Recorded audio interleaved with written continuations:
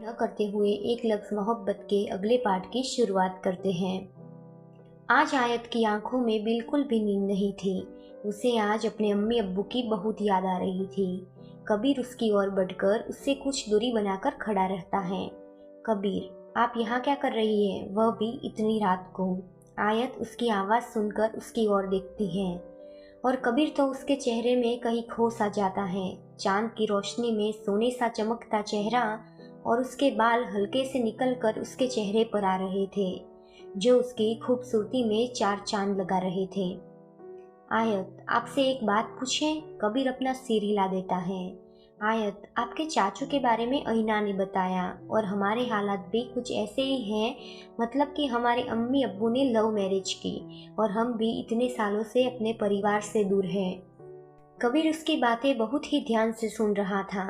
आयत, अइना ने यह भी बताया कि बीजान चाहती है कि अगर उन्हें मौका मिला तो आपका निकाह आपकी कजिन यानी कि आपके चाचू की बेटी से करवा देगी, जिसे आपने देखा भी नहीं है, यहाँ तक कि आपको उनका नाम भी नहीं पता है। फिर भी आप ऐसे रिश्ते के लिए मान जाएंगे? कबीर, सच कहूँ तो उस वक्त ना चाचू गलत थे और ना ही दादा जान।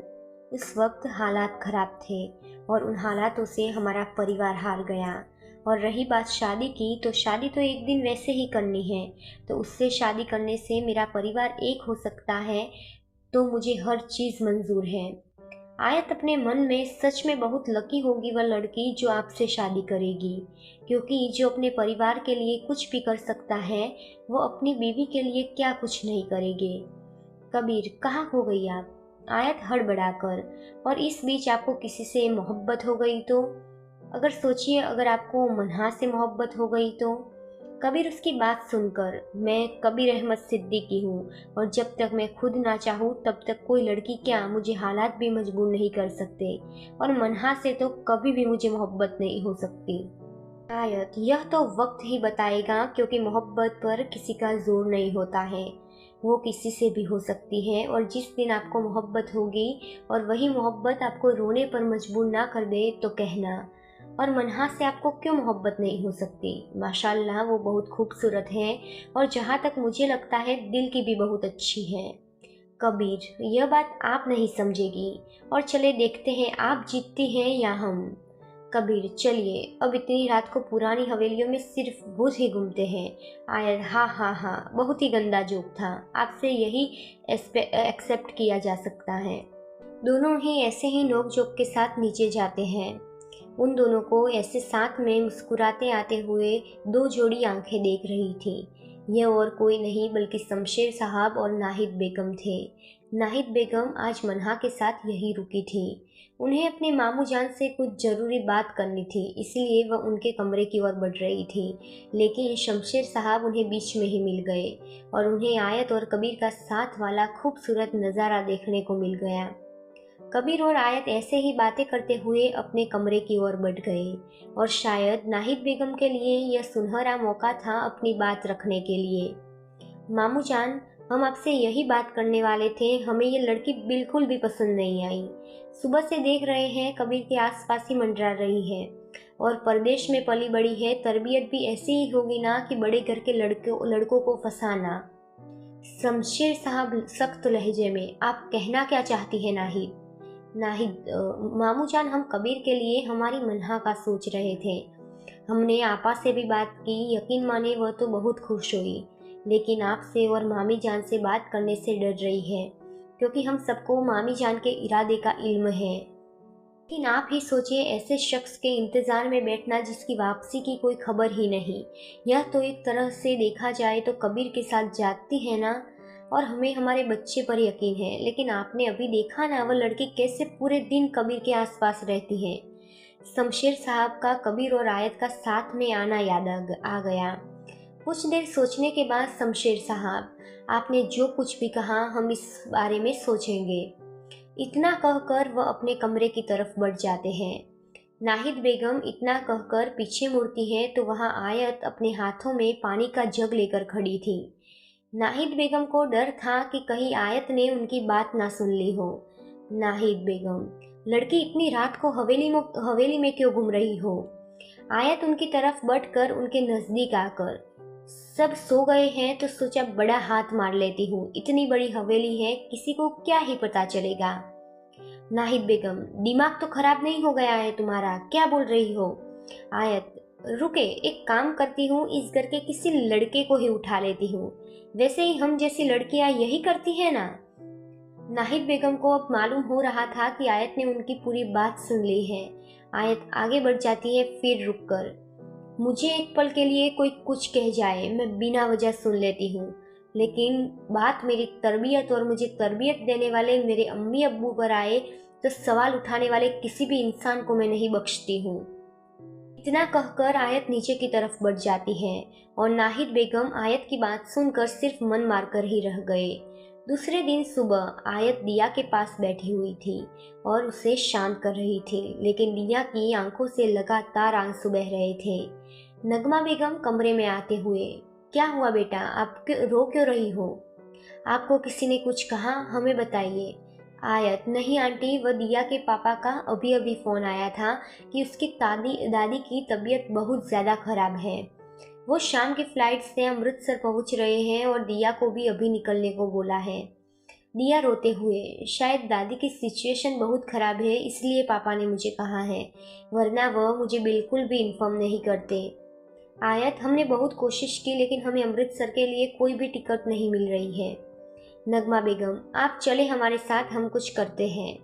सभी अब नीचे हॉल में इकट्ठे थे। शाहिद साहब ने भी टिकट मिल जाए उसके लिए बहुत कोशिश की, लेकिन कुछ मैनेज नहीं हो पाया।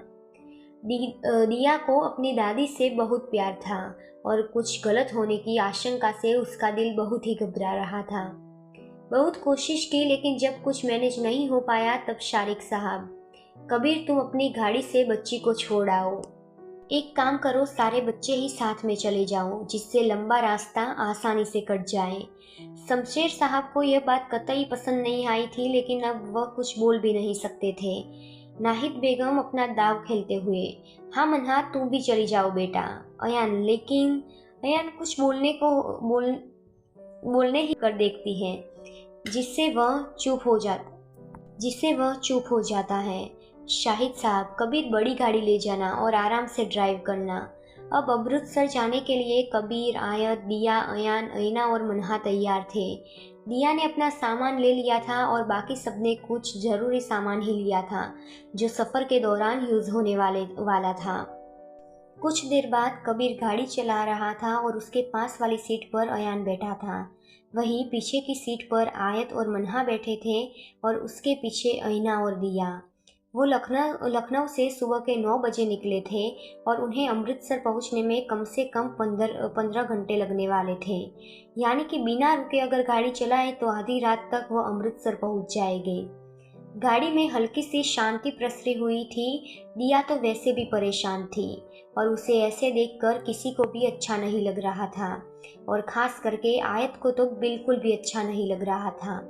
और ऐसे शांत शांत तो इतना लंबा सफ़र बिल्कुल भी नहीं कटने वाला था। आयत खिड़की से बाहर के नज़ारे देखने में मशरूफ़ थी और उसके लहराते बाल उसके गालों पर आ रहे थे, जिसे वो हर बार कान के पीछे करने की एक नाकाम कोशिश कर रही थी। ड्राइव करते हुए कबीर की नज़र मिरर में से अचानक आयत के ऊपर ठहर गई। कबीर अपने मन में, औरों से कुछ तो अलग है आप में जो हर बार यह नज़रें आप पर ठहर जाती हैं। कबीर को जैसे ही ख्याल आता है कि वह क्या सोच रहा है, अपने नेक ख्यालों को साइड में रखकर वह ड्राइव पर ध्यान देता है। अयान, यार इतने सन्नाटे के साथ इतना लंबा सफ़र कैसे तय होगा? फिर दिया की ओर देखकर, और आप बिल्कुल भी फिक्र ना कीजिए, आपकी दादी बहुत अच्छी होगी। दिया उसकी बात सुनकर हल्के से मुस्कुरा देती है। अब सबके बीच बातों का सिलसिला जारी हो चुका था। अयान सबको अपने कॉलेज के किस्से बता रहा था, खास करके कबीर के। अयान, आयत और दिया से, आप जानती हैं हमारे पूरे कॉलेज की लड़कियां प्रोफेसर कबीर की दीवानी हैं। अगर गलती से भी भाई की नज़र उन पर पड़ जाए तो वो खुद को लकी मानने लगती हैं। आयत अयान की इस बात पर कबीर को एक नज़र देखती है और उसकी इस बात पर कबीर जैसे ही उसे घूर कर देखता है। अयान, अरे भाई, मैंने कुछ गलत थोड़ी ना कहा है, अयान ने अपने बचाव में कहा। दिया, वैसे आप भी बहुत हैंडसम हैं। अयान अपने बालों में हाथ फेरकर, हाँ वो तो मैं हूँ। मेरे आसपास लड़कियां मक्खियों की तरह मंडराती। इतना कहते हुए जैसे ही पीछे उसकी नजर जाती है, उसकी आवाज गले में ही रह जाती है।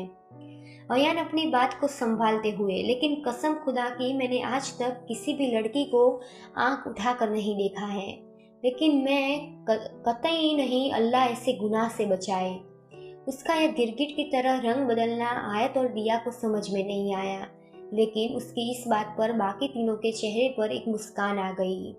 उनकी हल्की फुल्की बातों के बीच सफर कट रहा था, लेकिन हर रोज से कुछ अलग कबीर के दिमाग में चल रहा था। मिरर में से दिख रहा आयत का चेहरा उसे सुकून दे रहा था। हर बात पर उसका हल्का मुस्कुराता चेहरा आज उसे शायद जन्नत की सैर करा रहा था। कबीर मन में, आज मुझे क्या हो रहा है, बार बार मेरी नज़र इस चेहरे पर क्यों ठहर जाती है। अचानक से आयत की नज़र मिरर में से कबीर के नज़रों से जा मिलती है। उसे खुद को देखता पाकर वह तुरंत उससे अपनी नज़रें हटा लेता है। ऐसे ही हल्की फुल्की बातों के बीच सफ़र कट रहा था। शाम के 4 बज गए थे। सबकी भूख से हालत खराब हो रही थी। ऐना, भाई अब तो रोक दे गाड़ी किसी भी जगह पर, जो भी मिलेगा हम खा लेंगे। और अयान के कोई अच्छे रेस्टोरेंट के चक्कर में हम सब आज भूख से अल्लाह ताला को प्यारे ना हो जाए। ऐसा नहीं बोलते ऐना, कबीर और आयत ने एक साथ कहा। आयत, हमारा मतलब है कि ऐसी मरने मारने की बातें नहीं करनी चाहिए। कब हमारे ज़बान से निकली बात सच हो जाए इसका पता नहीं, इसलिए हमेशा अच्छी बातें करनी चाहिए। कबीर उसकी इस बात पर अपने मन में उसकी तारीफ किए बिना नहीं रह पाया। कुछ देर में कबीर गाड़ी को एक ढाबे पर रोकता है।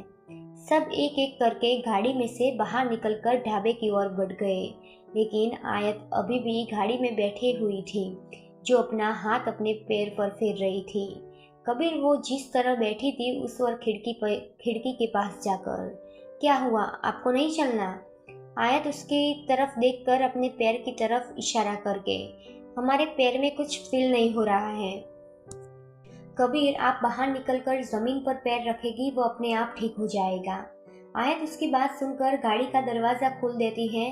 कबीर एक और खड़ा रहता है।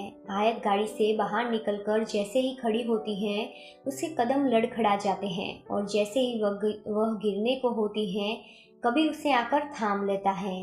आयत ने डर की वजह से अपनी आंखें बंद की हुई थी और न जाने क्यों आज कबीर हर बार इस चेहरे में खो जाता था। यह डरा सहमा मासूम सा लेकिन बेहद खूबसूरत चेहरा, और उस पर उसके चेहरे पर हरकतें करती उसकी घनी जुल्फें, और आज पहने हुए हल्के गुलाबी कुर्ते पजामे में वो सच में जन्नत से उतरी हूर लग रही थी। कबीर को न जाने क्या हुआ, उसने अपना हाथ उठाकर उसके चेहरे पर लहराती उस जुल्फों को उसने उसके कान के पीछे कर दिया।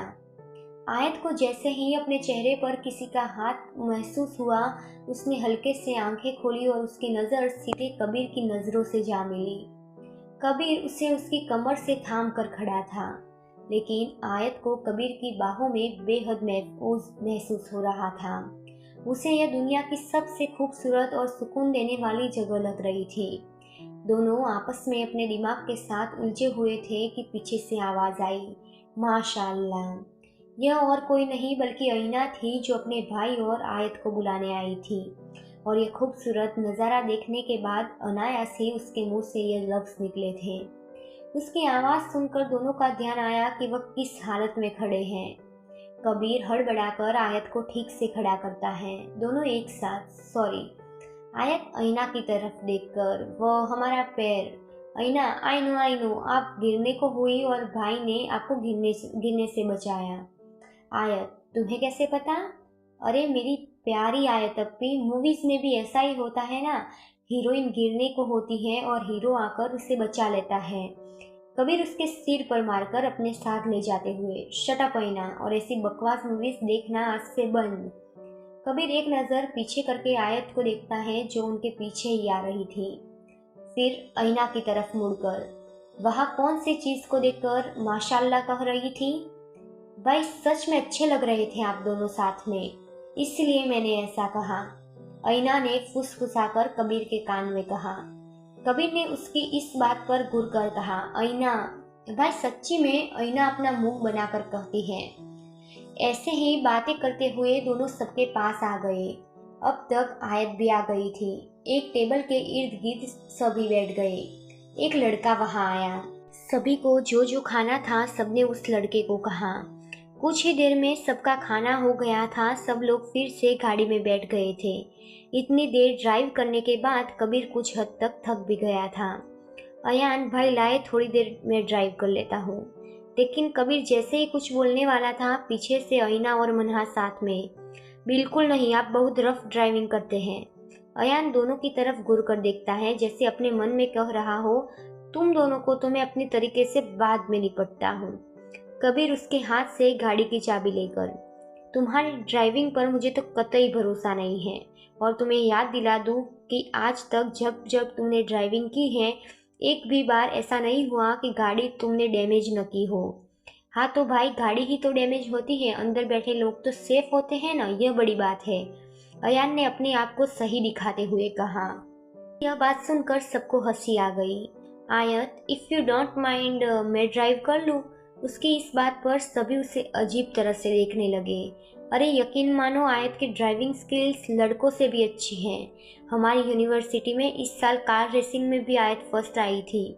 दिया ने सबको यकीन दिलाते हुए कहा, जैसे कि वह आयत की अच्छी ड्राइविंग का सबको सबूत दे रही हो। दिया की बात सुनकर कबीर गाड़ी की चाबी आयत की तरफ बढ़ा देता है। आयत ने ड्राइविंग सीट संभाल ली थी। अयान की जगह पर इस बार कबीर बैठा था और पीछे आयत की जगह पर अयान। कबीर अपने मोबाइल फ़ोन में चल रहे मैप के मुताबिक आयत को रास्तों के बारे में बता रहा था। मन्हा, माशाल्लाह आयत, आप तो आजकल के लड़कों से भी अच्छी ड्राइविंग कर लेती हैं।